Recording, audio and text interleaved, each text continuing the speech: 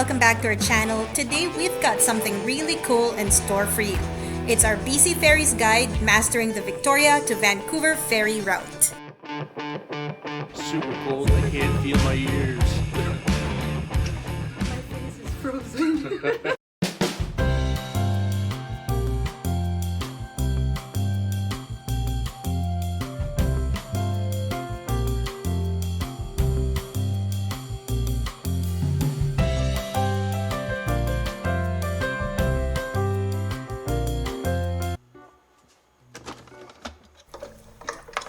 We've been planning for a 3-day trip to Vancouver Island for about a week now, and as we all know, that choosing hotels, planning itineraries, and of course booking ferry sailings could be a bit overwhelming at times.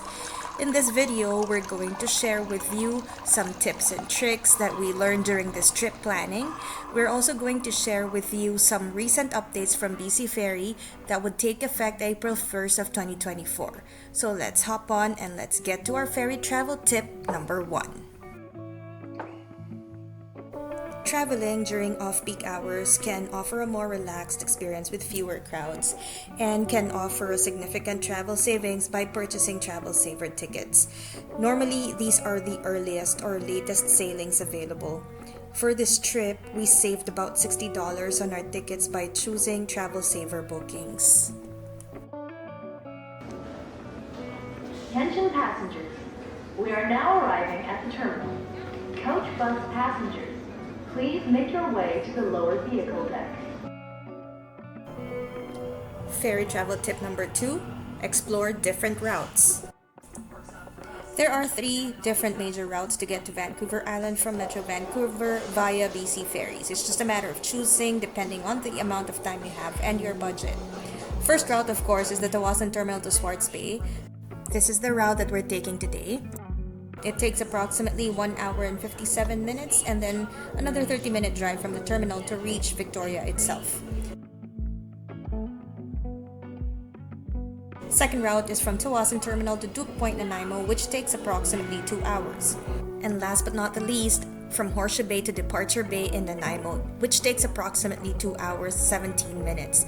Then if your ultimate destination is Victoria, you'll have another 1 hour 41-minute drive along the Vancouver Island coast and the Malahat Highway, which is one of the most scenic and beautiful drives in the world. So basically, just research and consider different ferry routes and vessels to find the one that best suits your preferences. Ferry travel tip number 3 and 4, make a reservation and arrive early. If traveling with a vehicle, consider making a reservation to guarantee a spot on the ferry. This is essential when traveling BC Ferry during any holiday season or long weekend.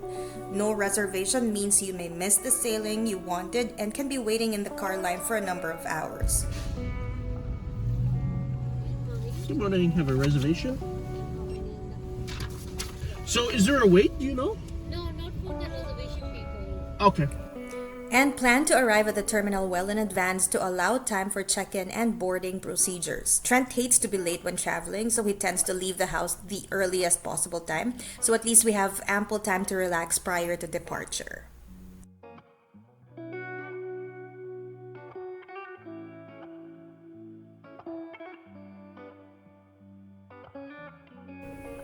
Ferry travel tip number 5, consider walk-on. So if you have the option, walking on the ferry can save you a ton of cash. You can almost get on the ferry without a reservation as a walk-on passenger. BC Transit on Vancouver Island can get you to downtown Victoria in about 45 minutes, and the city itself is pretty walkable. So we just came in from outside on the outside deck there, and it's a bit chilly. Super cold, I can't feel my ears. My face is frozen. Ferry travel tip number 6, dress for the weather. Dress in layers and be prepared for varying weather conditions, especially if you plan to spend time on the outer decks. Even in the summer, the outside decks can be pretty cool, so it's always best to be prepared. And there is a BC Ferry update effective April 1st. Fares will rise by 3.25%. So for people booking in advance, there will be more discounts through prepaid and saver fares. And for those who don't, then it's going to be increases of anywhere between 50 cents for foot passengers to just over $4 for a vehicle and driver.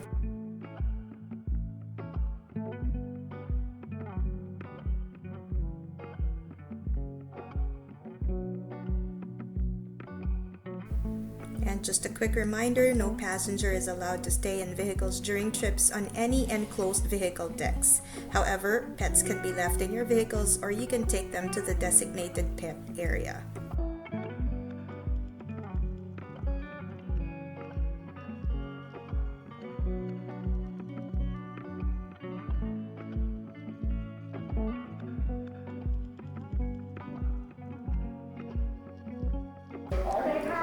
A shipboard announcement will be made approximately 10 minutes prior to arrival.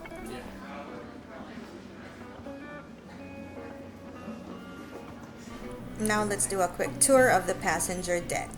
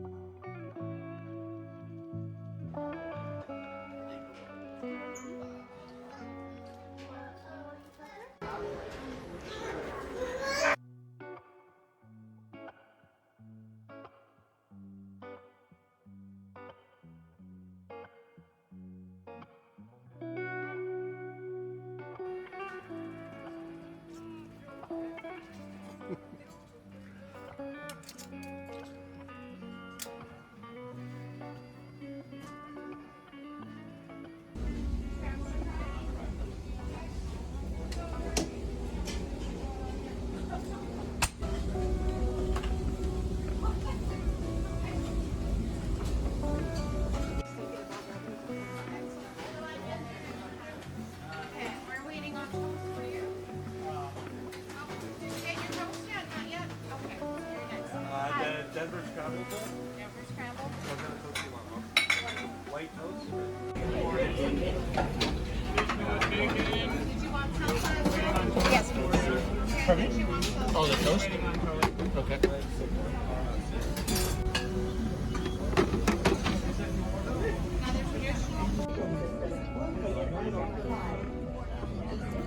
May ask you to put on a life jacket. Here's how to do it. Press the red button on the bottom funnel and the two small black buttons.